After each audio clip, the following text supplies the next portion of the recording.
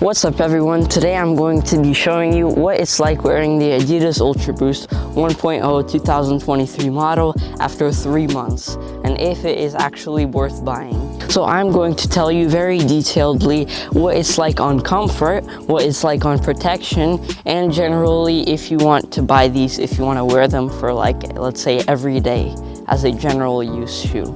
If you guys don't know, this is a follow-up video to my previous video, which was a review on them, which was an open box review, and it's impossible to say everything about a sneaker when they're just out of the box. And I've actually worn these for 3 months already after posting that video. So let's get started. As you can see, they are already pretty dirty, which is because I've taken them everywhere. I've also cleaned them a few times, but it's pretty horrible at cleaning because this is a white model and it has absolutely no protection anywhere on the shoe. What I mean by protection is there's often a thin layer of either plastic or rubber or just a thin material around this front area where all of the damage comes in. This shoe doesn't have that, it just has the fabric at the front, which absorbs dirt very easily, and it's also very difficult to clean. So maybe get the red model or the black model. Alright, so now let's get into the comfort of this shoe. A lot of people are saying that this is a really comfortable shoe. I think that's not the case. I think they're just saying that because the shoe is very expensive and they don't want to feel bad for themselves. I'll definitely say this is a pretty comfortable shoe. It definitely falls into the comfortable category of shoes, but it's not like a wow type of comfort. The toe box doesn't exactly look like your foot, so if you're wearing them, your big toe kind of gets pushed into your other toes, though it's definitely better than a lot of other shoes, but still I could see how this shoe could be a little bit more ergonomic. The Boost material is definitely very comfortable for walking, but in terms of running, I'll definitely say not a running shoe. Adidas says they've got some insane cushioning design.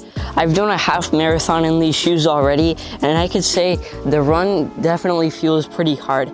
The impact of when you're landing on the ground when you take a step during your run is definitely not a soft one. Each time basically you take a step and you can feel that shock, so the Boost doesn't really absorb that high impact of when you're running.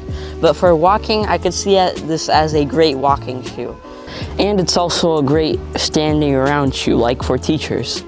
And now let me talk about the looks. It still looks great because the shoe generally looks great.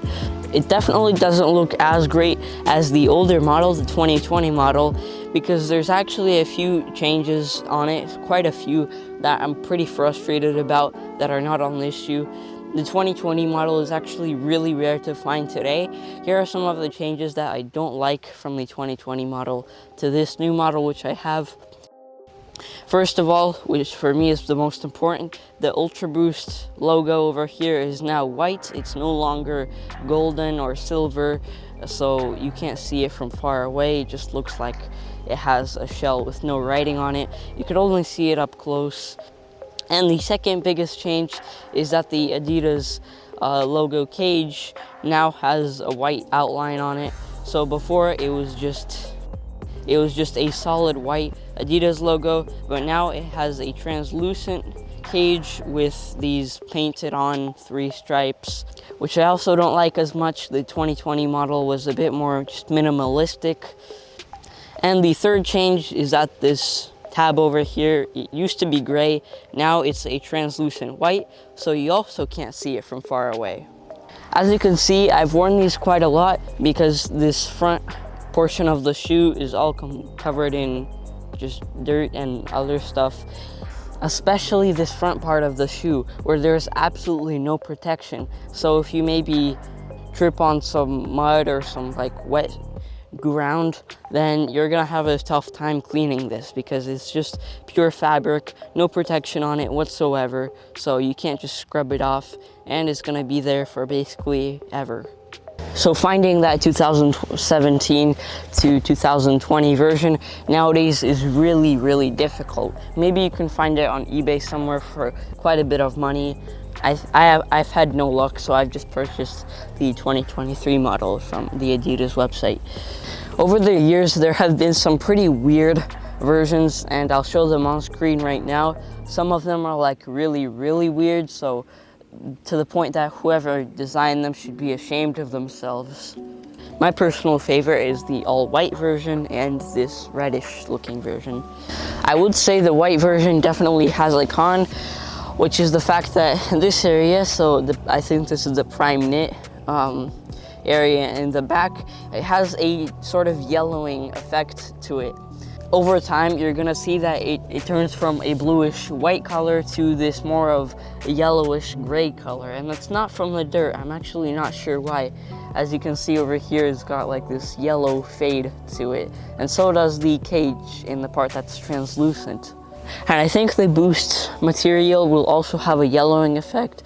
And now let me talk about the inside, where it says end plastic waste.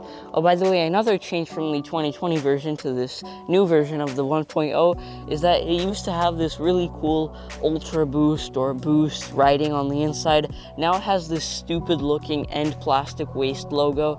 I personally think that if you want to end plastic waste, you need to take action, not write stuff and put QR codes inside of your shoes. And now let me take out the sole. I haven't done this in the previous review because I kind of forgot about it, and I also wasn't really curious about it, but this is what it looks like. Very not questionable. And on the back of it, it has sort of the cage design, which the bottom of the shoe has, and it also says Adidas. What I want to talk about is this end plastic waste logo. I thought that this would come off the first day that I would wear it, but that's actually not the case. It's still held on there pretty well, and even if it does come off, only just tiny bits of it will come off, not the whole thing peeling off, if you know what I mean. But that doesn't really matter anyways, because this end plastic waste logo just looks really stupid. And by the way, this is what this shoe looks like without the insole inside. It looks like some kind of recycled material, actually. For $200, you get that. You decide if that's a good thing or a bad thing. And now something I want to say about the Continental rubber is that this is actually really good. It provides really good traction if you're on a surface like on a basketball court surface, and this has some really good traction. And even if it does wear off, it still has good traction. Even if you just put your hand, you can feel that quality traction of the Continental rubber. Some natural performance. By the way, this is what happens if you do that. And now one final words about the yellowing effect. As you can see all across the back of it, as you can see, it just has these weird yellow spots on it, which I really hate. It just kind of ruins the look. And now here's a close-up of the cushioning after wearing it for a while. I guess when you take it out of the box, the cushioning is a lot harder than when you've worn them for 3 months, because it gives the cushioning a good workout.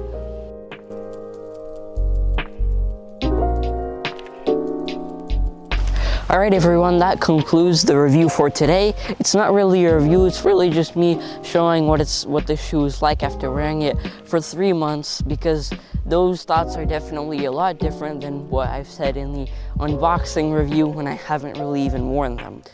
If you enjoyed this review, make sure you smash the like button. If you didn't enjoy this review, make sure you smash the like button as well, and leave a comment down below about literally anything. It doesn't matter. And if you have a question, if there's something I didn't say in this video, then be sure you leave a comment. I'll reply to it 100%. Rain or shine, I'll reply to your comments.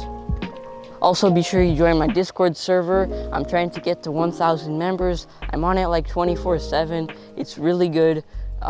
If you want to like talk to me or something, go join my Discord server.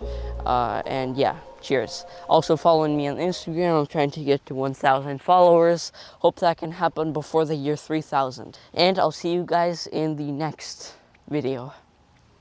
Bye.